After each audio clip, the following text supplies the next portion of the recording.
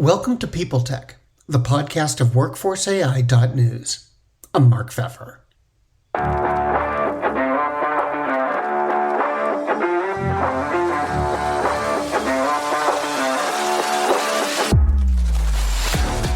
Today I'm talking with Nick Taylor, the co-founder and CEO of Unmind. Their platform uses AI to help users measure, understand, and improve their mental well-being. Which begs the question, does AI have a role to play in mental health care? Why should employers care about it? Are people hesitant about these things? And where are these platforms going? We'll talk about all that and more on this edition of People Tech. Hi, Nick. Welcome. Now, you focus on healthcare, mental health care. And my first question is about AI in that world.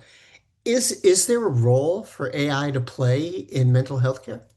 Well, I think is there any world where AI isn't going to play a role?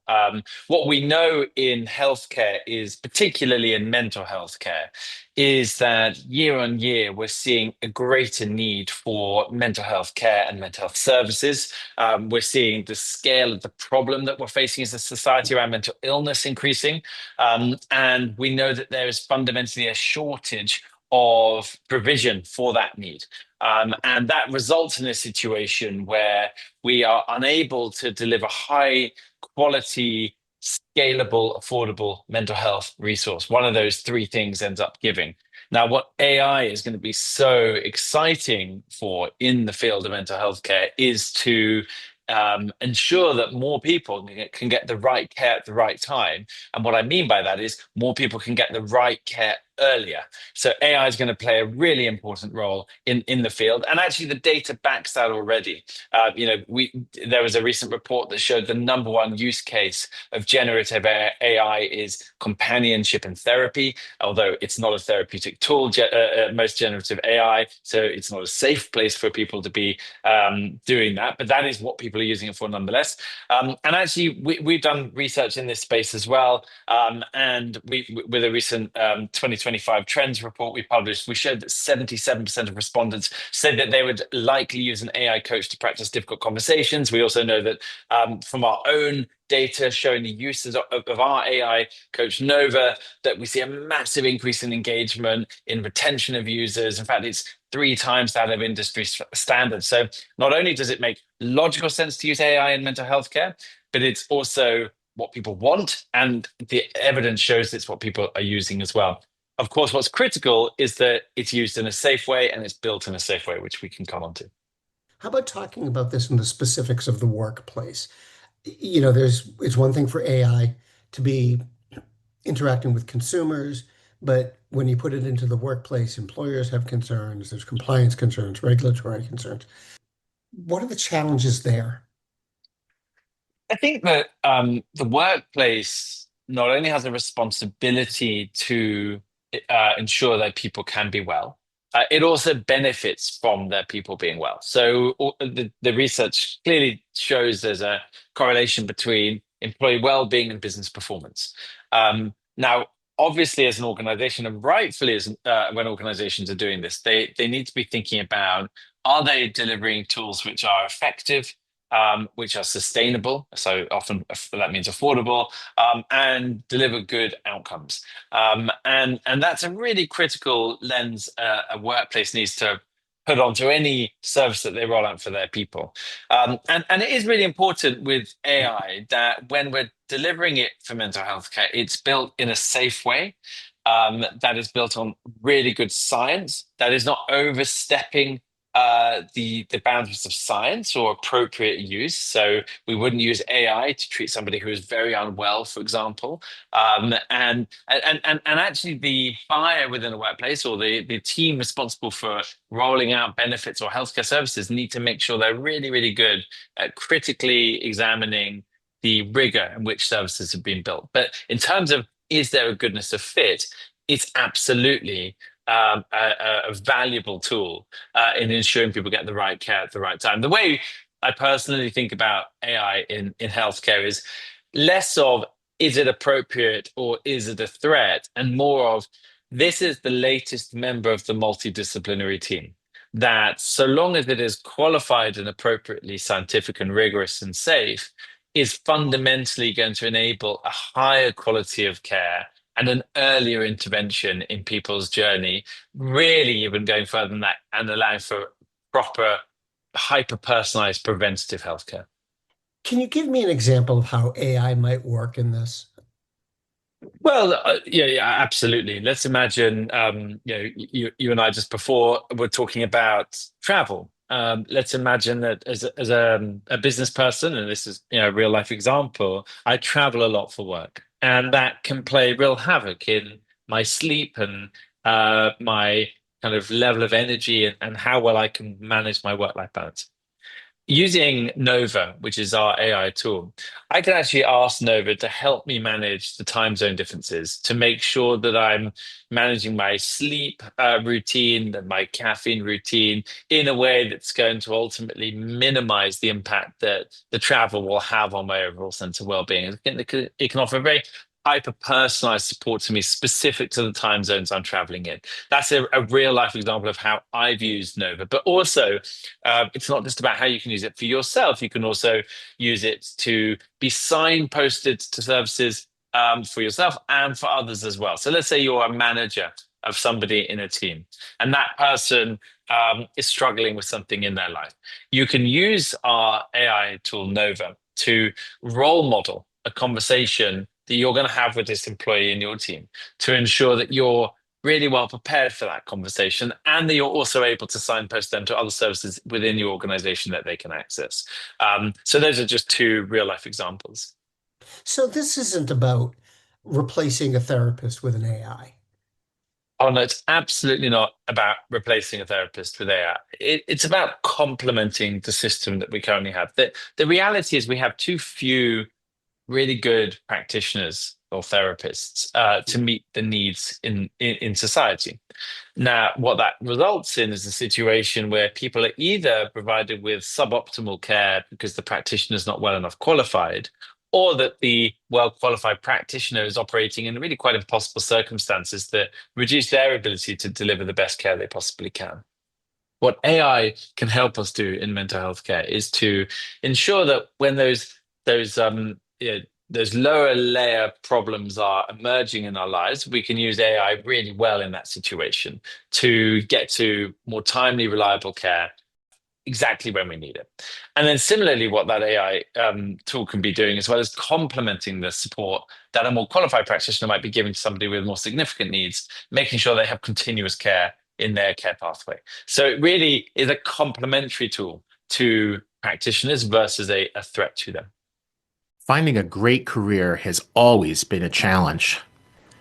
But today, with the massive changes underway in just about every sector of the economy, in just about every country in the world, finding a great new career is even more challenging. And if you're a student, recent graduate, or someone else early in their career, it's even harder for you because you just don't have the experience that those who might be 10, 20, 30 years older than you have. The answer? The podcast, From Dorms to Desks, a podcast by College Recruiter job search site, where every week we take a deep dive into a topic specifically of interest to candidates who are early in their careers and looking for a great part-time, seasonal, internship, or other entry-level job. What happens when employees behave badly?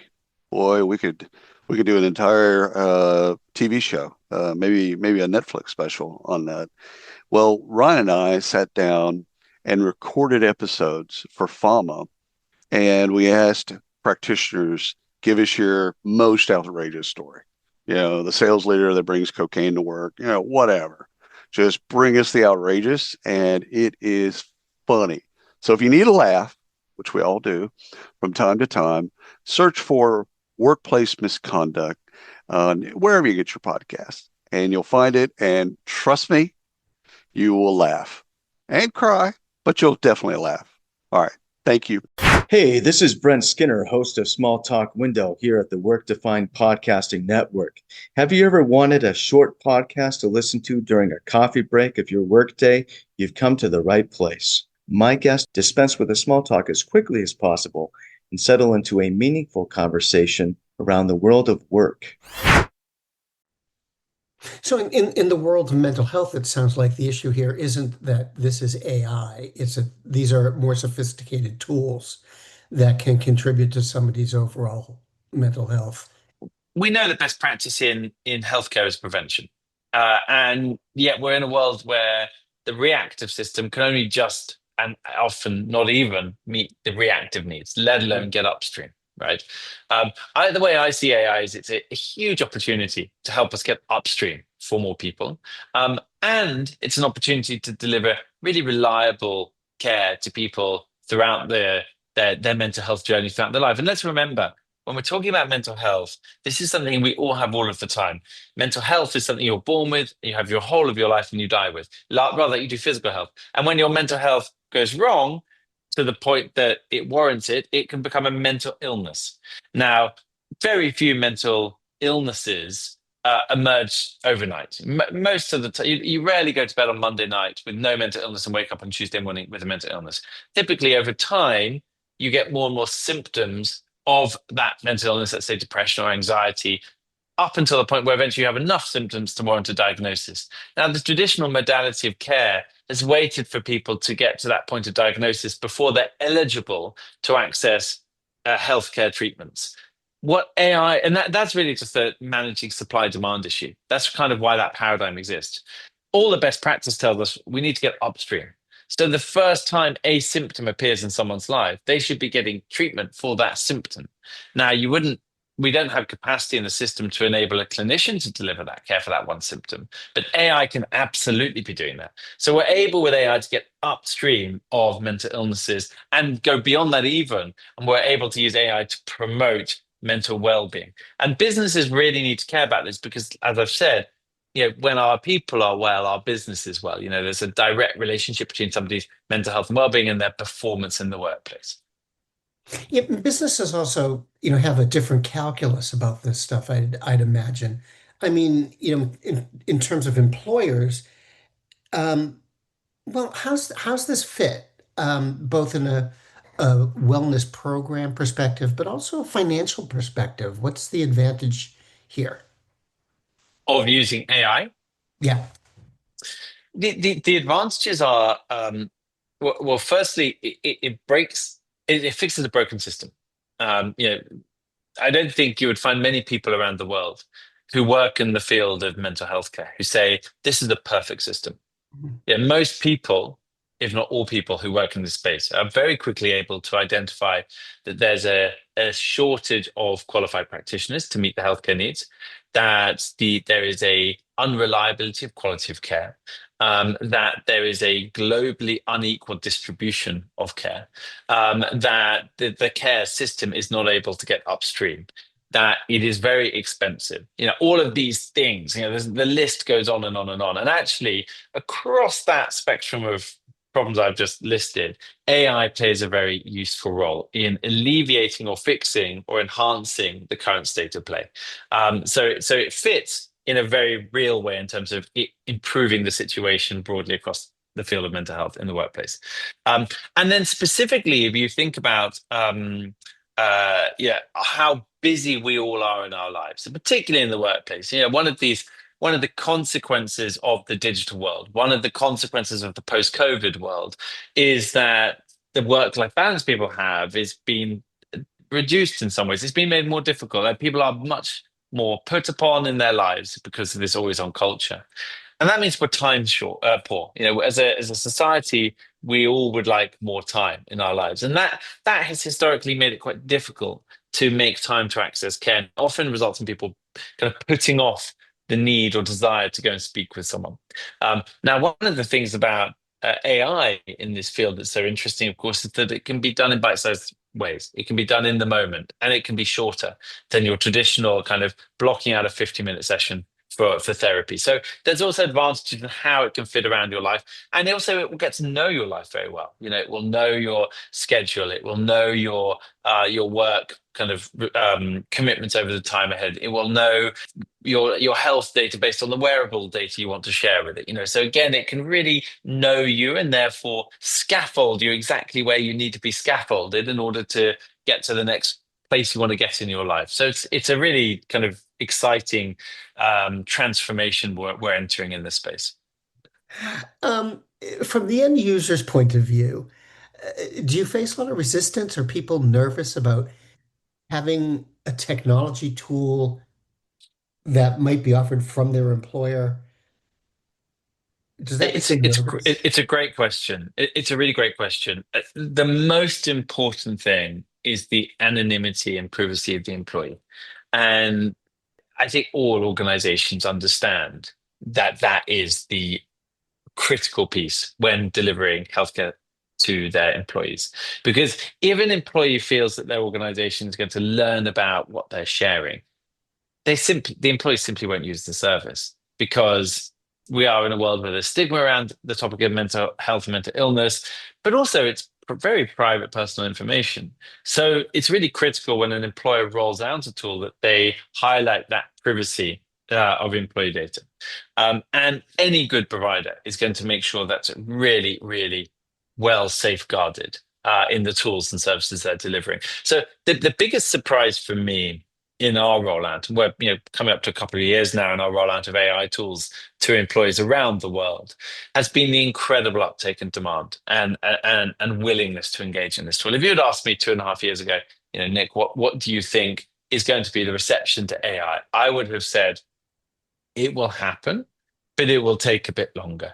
But what I've actually seen is the impact has been felt much sooner because of people's willingness to engage in the tools. Now, we're talking about a new technology that people are just getting used to, basically. And you've got competition out there because everybody's looking for ways to apply AI to pretty much everything. How do you stand out? What's your message to customers and prospective customers? For us as an organization, one of our reputations is being very scientifically rigorous and very data driven and very ethical. And the way we've approached applying AI within the field of employee mental health care is absolutely in line with the WHO best practice for AI in healthcare. We are already running and research with world-leading universities and large global enterprise organizations, both very well known, proving the efficacy of the approach. We're constantly evolving the platform based on the feedback that we're getting from employees. And really the engagement and the qualitative feedback we get is a great indicator of the value that we are delivering. The other thing I would say is, and I think I've touched on this before, it's not just about having a standalone AI tool. What's really critical here is really to think about AI as part of a platform. So our AI agent is essentially the front door to all of the other services that people can access, be that therapy and coaching, be that access to traditional EAP phone lines, be that access to content. But Nova knows all of that information that's there to help signpost it to the employee. So it's part of a suite. And when you're a global enterprise, what you want is, that complete platform that can meet your employees' needs wherever they are. And you want that to be AI enabled, which is absolutely our approach. And what's the pushback you get from customers?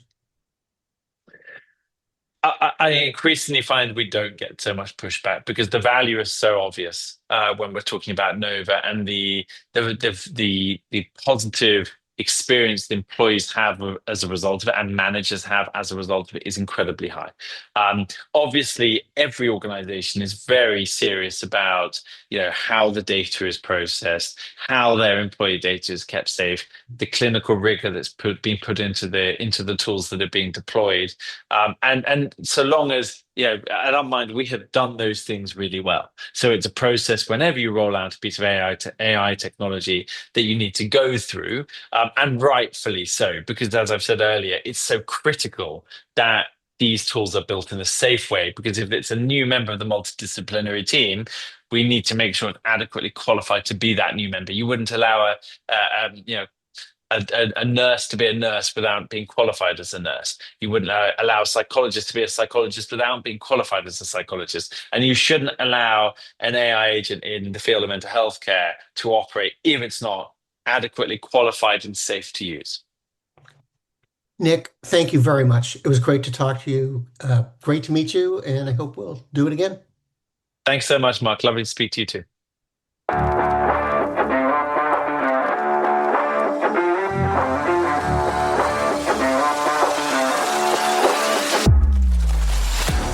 My guest today has been Nick Taylor, the co-founder and CEO of Unmind. And this has been People Tech, the podcast of WorkforceAI.news. We're a part of the Work Defined Podcast Network. Find them at www.wrkdefined.com. And to keep up with AI technology in HR, subscribe to Workforce AI today. We're the most trusted source of news in the HR tech industry. Find us at www.workforceai.news. I'm Mark Pfeffer.